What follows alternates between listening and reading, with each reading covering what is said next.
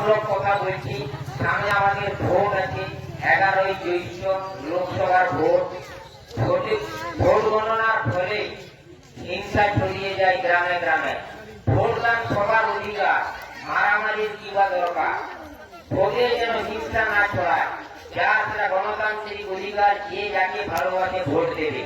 Vote হিংসায় কেউ মারা গেলে, রক্তারক্তি হলে, সে সকাল হলে আমার বাবা, কাকা, দাদা, তো এইভাবে তো আমরা গ্রামে ধরেছি।